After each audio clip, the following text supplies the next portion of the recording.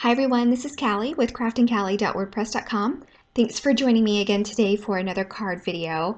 I am making a no bulk shaker card using my sewing machine.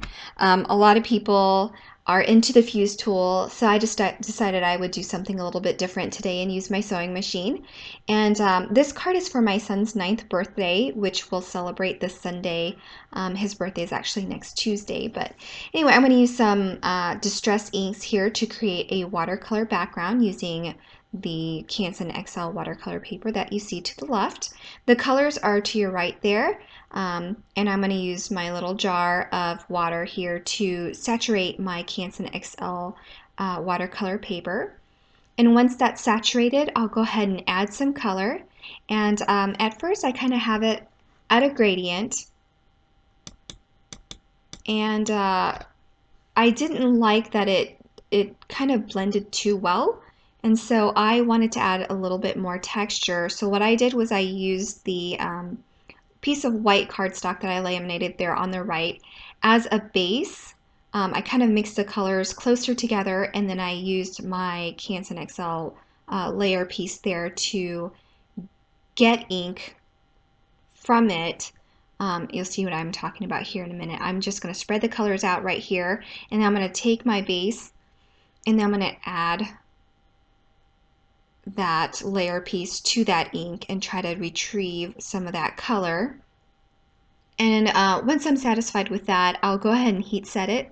I was in a bit of a hurry to get this to dry, so I usually don't wait for my watercolor backgrounds to dry. So I wanted to sop up some of that water that was going to leave darker spots on this paper, and it's okay that it picked up the color like that, because I'm going to go back on it with some drops of water and remove some of the color to add some water droplets.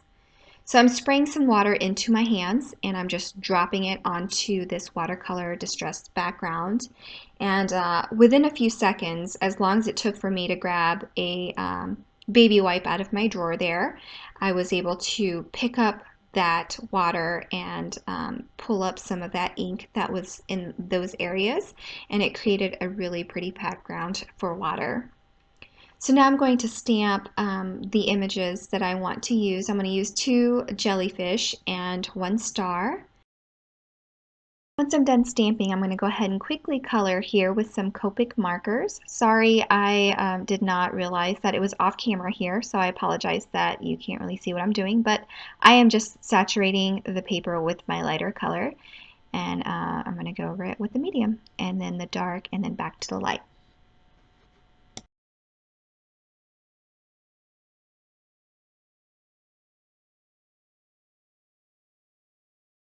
Concentrating the darker areas towards the tentacles there, and towards the bottom of the jellyfish. And so I wanted to use some really bright coral colors, and that's why I decided to choose these colors. This one is going to be a purple, and again, lighter color, then the medium color, then the darker color, and then back to the light to blend. So once I'm done coloring here, I'm going to come in with some jelly roll pens, and with my white, I am going to color those spots towards the upper left of these jellyfish.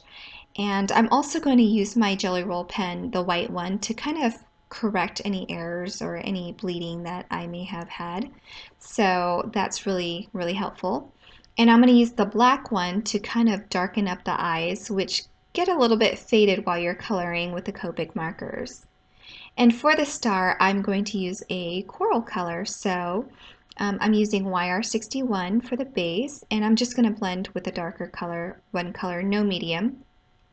And so the YR65 is darker color here that I'm shading with, and then I'll go back over with the lighter YR61. And I tried to add a little bit of blush using R20. I don't think it turned out too well, so kind of disregard that. So I'll go ahead and I will cut these out using the matching dies off camera, and I will return, and you'll see here my card will come together. I will be using these stamp pockets, I'm sorry. These are the Simon Says stamp stamp pockets. I also use the My Favorite Things ones. I think the My Favorite Things ones are a little bit cheaper, but I happened to catch the Simon Says stamp pockets during a sale, so I got some of that. I cut it down to match my card base or card layer piece, the watercolor piece. And now what I'm going to do is I'm going to use some Stazon ink to stamp on the sentiments on this piece.